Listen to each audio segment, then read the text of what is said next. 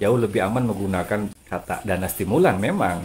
Ya, hati-hati wartawan nih, jangan asal tulis. Karena dana tersebut untuk mengobati pihak-pihak yang dianggap sakit gitu. Kalau stimulus, perangsang bagian tubuh tertentu. Tapi kalau stimulan, ini kan berkaitan dengan farmakologi. Beda kan maknanya? Saya jadi ingat tulisan Remi Silado zaman dulu. Bahwa istilah mata keranjang itu bukan gabungan dari mata dan keranjang. Tapi ada seorang tokoh perangkat desa yang datang ke rumah janda, lalu berkali-kali saat dia menatap janda itu, matanya beralih dari janda itu ke arah ranjang, jadi mata ke ranjang. Karena di zaman itu belum ada aturan menulis ke sebagai preposisi itu diberi spasi, maka ditulisnya mata ke ranjang. Harusnya dibacanya mata ke ranjang gitu. Nah, hal yang sama saya kira terjadi dengan munculnya kata dana stimulus itu. Ini produk dari jurnalisme paha ini. Wartawan-wartawan paha itu adalah wartawan-wartawan yang matanya ke arah paha gitu. Apa itu stimulus coba? Kan di KBBI juga dia sebutkan sebagai perangsang bagian tubuh tertentu agar menjadi aktif gitu kan.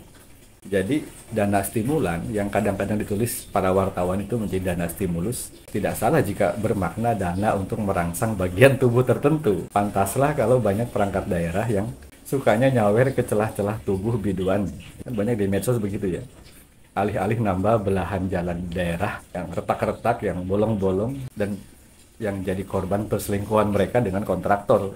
Nama biduan-biduan yang mereka saweri itu semuanya namanya City Mulus. Nyawer itu saya kira pasti dalam rangka bikin stylus. Stylus itu tongkat, si aparat jadi tegak.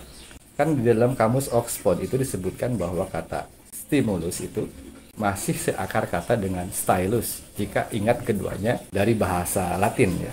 Sedangkan stimulan pada mulanya berkaitan dengan bidang farmakologi yang baru digunakan dalam bahasa Inggris itu di abad 18. Pinjam dari bahasa Latin, stimulare. Tapi memang banyak sih oknum di pemerintahan yang menggunakan dana pengobatan ini untuk menciptakan rasa sakit masyarakatnya. Terutama sakit hati melihat mereka foya-foya. Mau kemana kau pak? Ayo, CCTV dan kamera ponsel wargamu mengintaimu kemanapun kau pergi. Mau pakai topi kayak mau pakai kacamata hitam kayak ketahuan pak. Jangan main-main pak. Mereka itu, wargamu itu pak, dokter-doktermu yang selalu mengawasi. Kapan kiranya bapak harus dibawa lagi ke rumah sakit jiwa? Sebelum kita gunakan istilah stimulus atau stimulan, kita sebenarnya sudah punya kata sendiri, yakni rangsang, perangsang, merangsang. Kita juga gunakan kata ini dalam dunia tata boga kan. Jengkol itu perangsang, nafsu makan kan gitu ya. Aman semua kata ini, tapi gara-gara lebih produktif digunakan di kehidupan maksiat dalam bentuk merangsang dan berkaitan dengan tubuh, dan kita pun jauh merasa lebih berpendidikan jika menggunakan kata stimulan karena itu bahasa Inggris ya.